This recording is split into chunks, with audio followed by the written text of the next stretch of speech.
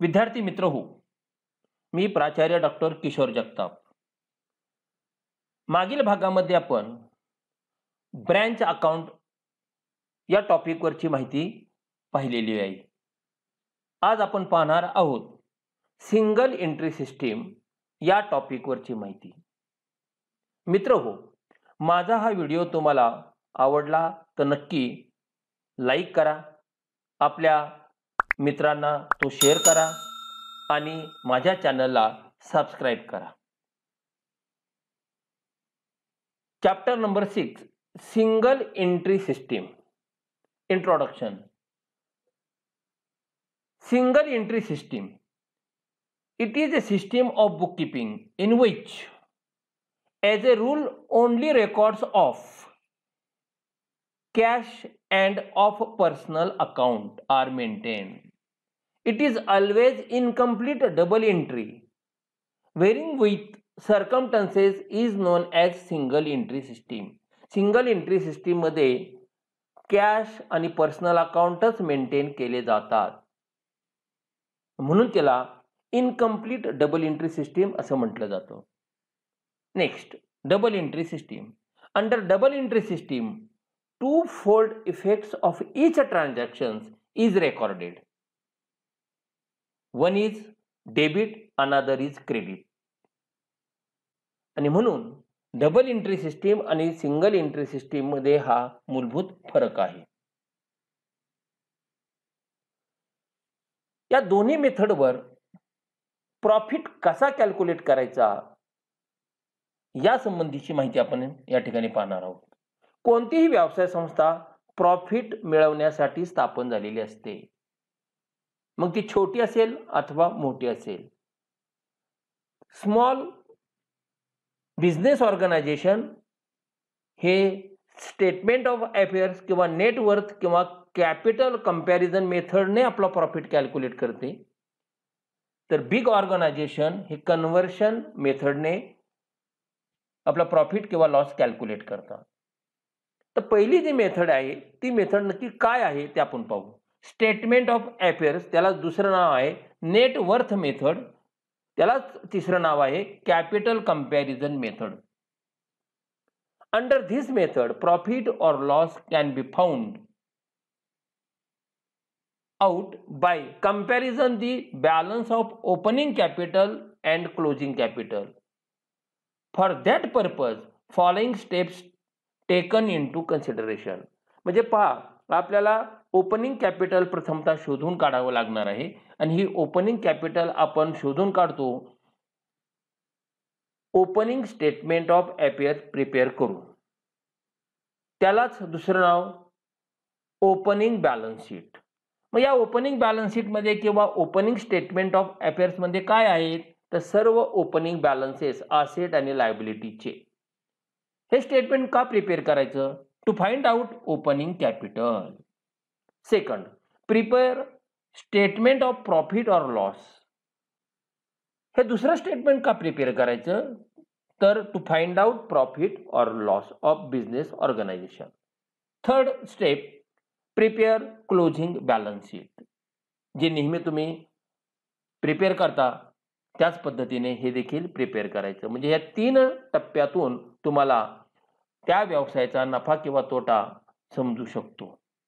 अभ्यासक्रमाला तुम्हाला conversion of single entry into double entry system ही आहे, त्यामुळे ती नक्की कसली सिस्टीम आहे हे आपण पाहू.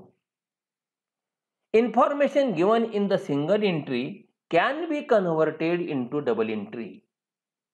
पहा, सिंगल एंट्री सिस्टीम मध्ये जी इन्फॉर्मेशन दिलेली आहे त्या इन्फॉर्मेशनचं कन्व्हर्जन आपल्याला डबल एंट्री सिस्टीम मध्ये करावे लागेल.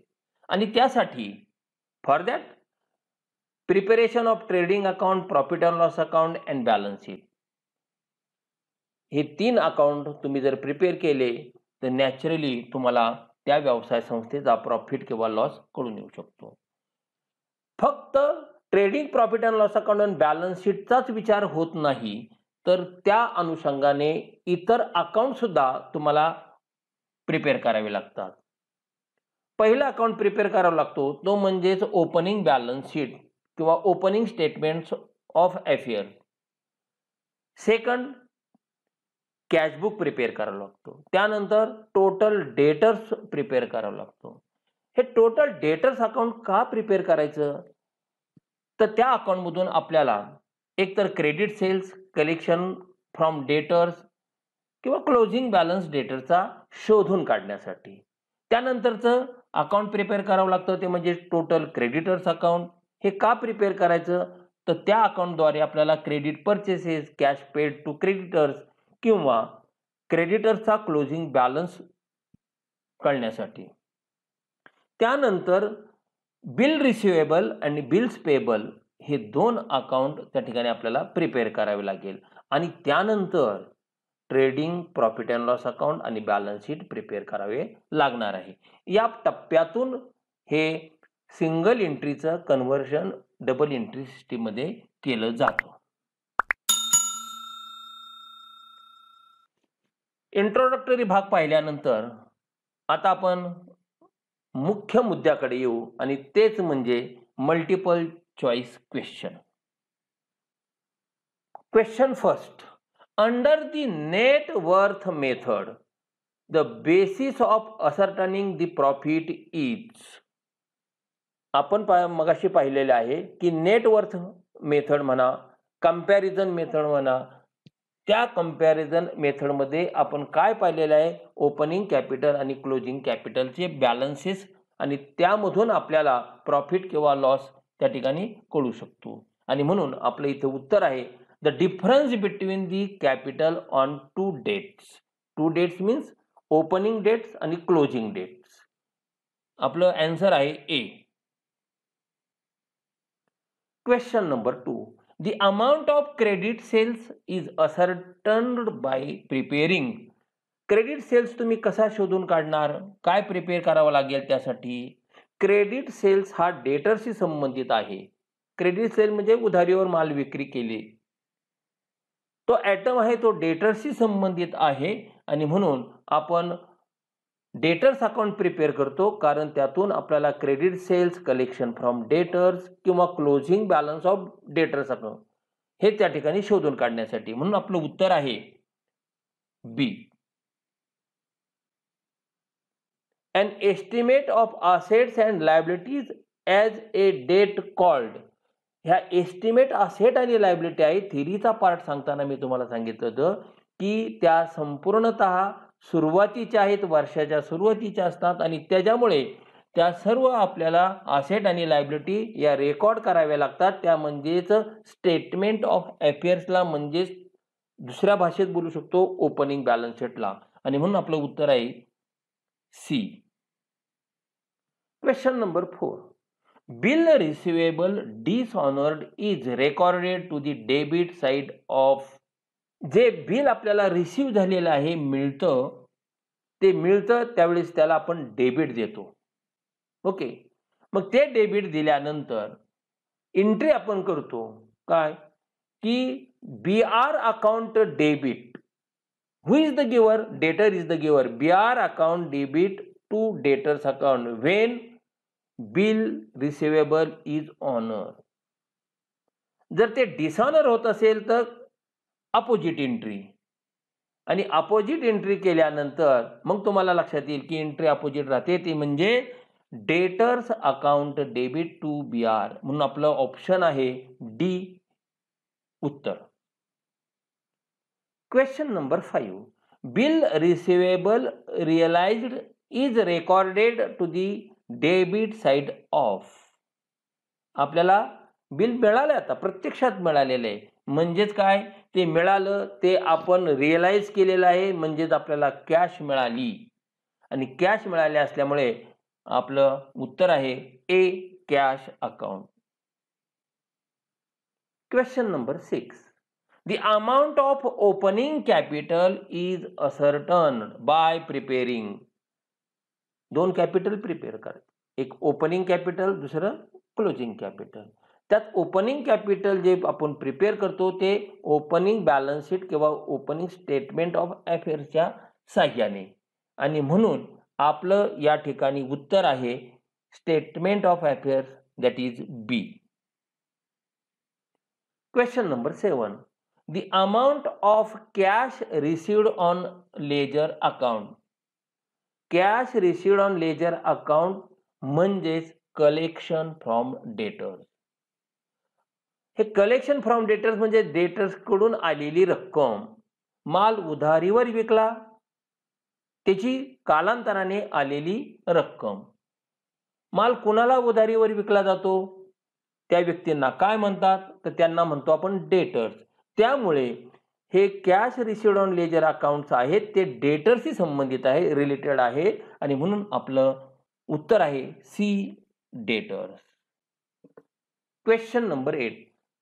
The goods received from customer is recorded to the credit side of. जे गुड्स आहेत ते कस्टमर कडून आपल्याला परत आलेले आहेत. विकले तर सेल, आले तर सेल्स रिटर्न्स. आपण सेल्स जे आहे ते डेटर्स अकाउंटच्या डेबिटला म्हणतो आणि रिटर्न आले तर ते क्रेडिटला आणि म्हणून आपलं उत्तर आहे D, total debtors account. Question 9. Bill receivable endorse is recorded to the debit side of. BR आलेला आहे ते रिअलाइज केलं कॅश.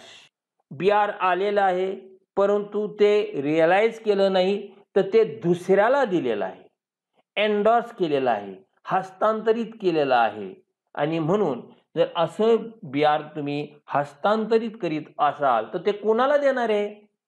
ज्या व्यक्तीला पैसे द्यायचे आहेत त्याच्याऐवजी आपण हे आलेलं BR देतो.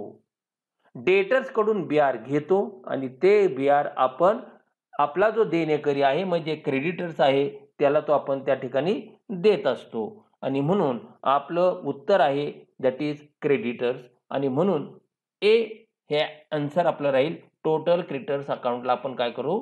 डेबिट टाकणार आहोत. Question number 10. The goods return to suppliers is recorded to the debit side of. Goods सप्लायरला परत केलेत म्हणजे अगोदर आपण खरेदी केले म्हणजे परचेस केले आणि परचेस केलेले असेल तर त्या परचेस केलेल्या गुड्स पैकी काही परत केलेले असतील तर त्याला आपण म्हणतो परचेस रिटर्न किंवा रिटर्न आउटवर्ड. आता हे सप्लायर्स म्हणजे कोण आहेत आपले? तर सप्लायर म्हणजे क्रेडिटर्स. त्यामुळे नॅचरली आपण हे रिटर्न केलेले गुड्स आहे, रिटर्न आउटवर्ड जे आहेत ते आपण क्रेडिटर्सशी संबंधित असल्यामुळे क्रेडिटर्स अकाउंटला रेकॉर्ड करतो आणि म्हणून आपलं उत्तर आहे B, total creditors account. Question number 11. Bills payable issued is recorded to the debit side of. एखाद्या व्यक्तीला आपल्याला जर काही पैसे द्यायचे असतील आणि आपल्याकडे ते जर नसेल तर नॅचरली बिल ऑफ एक्सचेंज द्वारे आपण ती रक्कम पे करू शकतो आणि म्हणून अशा वेळेस हे बिल आपण कुणाला देणार आहोत, कुणाला पे करणार आहोत? की ज्याला आपल्याला पैसे द्यायचे. का? तर त्या व्यक्तीकडून आपण काहीतरी खरेदी केलेला असणार आहे आणि मग ती व्यक्ती आपली कोण आहे? तर क्रेडिटर्स आहे आणि म्हणून या क्रेडिटर्सला आपण बिल्स पे करणार आहोत, देणार आहोत आणि म्हणून क्रेडिटर्सशी संबंधित तो भाग असल्यामुळे आपण ते रेकॉर्ड कुठे करणार? टोटल क्रेडिटर्स अकाउंटला आणि म्हणून आपलं ऑप्शन आहे C. Question number 12. The amount of credit purchases is ascertained by preparing. Credit purchase जे आहे ते तुम्हाला कुठल्या अकाउंटद्वारे मिळू शकेल? डेटर्स मधून आपल्याला क्रेडिट सेल्स मिळतात म्हणजे नॅचरली काय? सेलच्या अपोजिट परचेसेस आणि म्हणून हे परचेसेस आहे हे कुणाशी संबंधित आहे? तर क्रेडिटर्सशी संबंधित आहे. आपण दुसऱ्याकडून उधारीवर माल जर घेतलेला असेल, खरेदी केलेला असेल तर ज्या व्यक्तीकडून घेतलाय ती व्यक्ती आपले क्रेडिटर्स आणि म्हणून क्रेडिट परचेस हे टोटल क्रेडिटर्सशी निगडित असल्यामुळे आपलं ऑप्शन आहे, उत्तर आहे D, total creditors. Question number 13. The amount paid to supplier, supplier म्हणजे creditors, is ascertained by preparing. Supplier म्हणजेच क्रेडिटर्स. पुन्हा सांगतो, नॅचरली ही अमाऊंट कुणाला पेड केली जाणार आहे, तर क्रेडिटर्सला पेड केली जाणार आहे. आणि म्हणून आपला ऑप्शन आहे A, total creditors account. Question number 14. If the cash sales and cash purchases are the missing figures, then they are to be ascertained by the construction of cash sales, cash purchase. दोन्हीही transactions या कॅशशी related आहेत. पुन्हा cells हे डेटरशी, तर purchase हे क्रेडिटरशी संबंधित असतात. ते कुठले? क्रेडिट सेल्स आणि क्रेडिट परचेस. इथे मात्र कुठले आहेत? कॅश सेल्स आणि कॅश परचेस. त्यामुळे हे दोन्हीही संबंधित आहे कॅश अकाउंटशी, आणि म्हणून आपलं उत्तर राहील B, cash. Question number 15. The information relating to expenses must be ascertained from the analysis of. तुम्हाला जे काय खर्चाची माहिती कुठे मिळेल, तर ती खर्चाची माहिती तुम्हाला दोन जागेवर मिळू शकते. कुठे? एक तर प्रॉफिट अँड लॉस अकाउंटला किंवा कॅश बुकला. ती बॅलन्स शीटला मिळू शकणार नाही आणि ते ट्रेडिंग अकाउंटलाही मिळू शकणार नाही. आणि मग आता या दोन ऑप्शन पैकी नक्की ऑप्शन आपला कुठला आहे हे आपल्याला शोधायचं आहे. तर जे जे काही एक्सपेन्सेस आहेत ते प्रॉफिट अँड लॉस अकाउंटला जे मांडले जातात ते कॅश बुक वरून घेतले जातात. त्यामुळे ते पहिली इन्फॉर्मेशन जी तुमची असते ती कॅश बुकला असते, आणि या कॅश बुकच्या आधारे profit and loss account maintain केला जातो. म्हणजे प्रॉफिट अँड लॉस अकाउंटला जी रक्कम एक्सपेन्सेसची येते ती संपूर्णतः कॅश बुक वरून येते, आणि म्हणून आपलं उत्तर आहे C, cash book. Question number 16. The discount given to customer is recorded to the credit side of. कस्टमरला जो काय डिस्काउंट दिलेला आहे, कस्टमर म्हणजेच आपले डेटर्स, त्यांना जर आपण डिस्काउंट दिलेला असेल तो नॅचरली टोटल डेटर्स अकाउंटशी निगडित आहे. क्रेडिटरचा, बिल्स पेबलचा किंवा बीआरचा काही संबंध नाही, आणि म्हणून आपलं उत्तर आहे D, total debtors account. Question number 17. The discount received from suppliers is recorded to the debit side of. आपण एखाद्या व्यक्तीकडून जर माल खरेदी केलेला असेल तर ती व्यक्ती आपली सप्लायर्स म्हणजेच क्रेडिटर्स. त्याच्याकडून 10,000चा माल आपण 9,000ला घेतला तर 1,000 रुपये आपल्याला डिस्काउंट मिळाला, रिसिव्ह झाला. मग असा डिस्काउंट जो रिसिव्ह झालेला आहे तो कोणी दिलाय? तर त्या सप्लायरने दिलाय, क्रेडिटर्सनी दिलेला आहे, आणि म्हणून तो भाग टोटल क्रेडिटर्सशी संबंधित असल्यामुळे उत्तर आहे option A, total creditors account. Question number 18. The new capital introduce in the business. पहा, कॅपिटल 3 टप्प्यामध्ये सांगता येईल. ओपनिंग कॅपिटल, नवीन आलेलं कॅपिटल. ओपनिंग कॅपिटल आहे 10,000. चालू वर्षी व्यवसायामध्ये 8,000चं कॅपिटल नवीन टाकलं. 10,000 अधिक 8,000 म्हणजे 18,000, म्हणजेच तुमचं क्लोजिंग कॅपिटल झालं 18,000. हे 3 कॅपिटलचा भाग लक्षात आला. आता प्रश्न पुन्हा एकदा वाचू. The new capital introduce in the business is adding in. कशात ॲड करणार? आत्ता सांगितलंय. ओपनिंग किती? 10,000. नवीन आलं किती? 8,000. क्लोजिंग किती झालं? 18,000. म्हणजे आपण हे न्यू कॅपिटल कशात ॲड केलं? तर ते केलं आपण ओपनिंग कॅपिटल मध्ये, आणि म्हणून आपलं उत्तर आहे B, opening capital. Question number 19. The machinery having opening balance 75,000 रुपये ओपनिंग बॅलन्स मशिनरीचा आहे, आणि क्लोजिंग बॅलन्स आहे 65,000. या दोन मधला जो डिफरन्स आहे काय, तो काय ट्रीट करणार? ओपनिंग बॅलन्स म्हणजे वर्षाच्या सुरुवातीला मशिनरी 75,000ची होती, वर्षाच्या अखेरीस ती 65,000 दिसते, म्हणजेच 10,000ने मशिनरी कमी झालेली आहे. हे काय झाले? दॅट इज डेप्रिसिएशन, आणि म्हणून आपला ऑप्शन आहे C, depreciation of machinery. Vice versa उलट असतं. ओपनिंग बॅलन्स आहे 75,000 आणि क्लोजिंग बॅलन्स जर 80,000 असता तर ते 5,000 appreciation of machinery. Question number 20. The furniture and fixture were sold at less than their original value.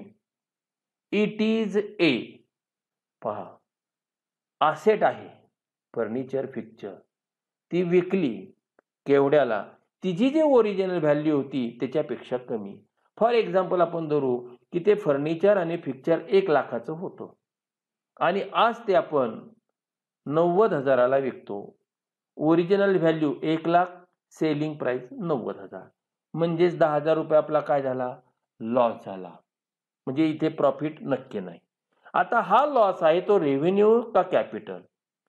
Fix asset जर तुम्ही सोल्ड करत असाल, परचेस करत असाल आणि त्याच्यावर जर काही प्रॉफिट किंवा लॉस होत असेल तर तो प्रॉफिट किंवा लॉस हा कॅपिटल प्रॉफिट लॉस म्हणून ट्रीट केला जातो. इतर मार्गाने जर तुम्हाला काही प्रॉफिट किंवा लॉस होत असेल तर त्याला रेव्हेन्यू प्रॉफिट किंवा लॉस असं म्हणतात. फिक्स असेटवरचा प्रॉफिट लॉस हा कॅपिटल प्रॉफिट लॉस असतो आणि म्हणून या फर्निचर आणि फिक्चरच्या विक्रीवर झालेला जो लॉस आहे तो आपण कॅपिटल लॉस म्हणून ट्रीट करणार आहोत आणि म्हणून आपलं उत्तर आहे बी, कॅपिटल लॉस. विद्यार्थी मित्र, व्हिडिओ आपल्याला कसा वाटला हे आपण कमेंट बॉक्समध्ये सांगा आणि माझ्या व्हिडिओला जर आवडला असेल तर लाईक करायला विसरू नका आणि त्याचप्रमाणे तुमचे जे काही मित्रपरिवार आहे त्या मित्रपरिवाराला सुद्धा हा व्हिडिओ शेअर करा आणि हो, माझं चॅनल सबस्क्राईब करायला विसरू नका. तुम्हाला काही समस्या असतील, काही प्रश्न असतील तर निश्चितपणे तुम्ही माझ्या कमेंट बॉक्समध्ये त्या ठिकाणी विचारा. आपण पुढील भागामध्ये पाहणार आहोत ते म्हणजे ॲनालिसिस ऑफ फिनान्शियल स्टेटमेंट. धन्यवाद.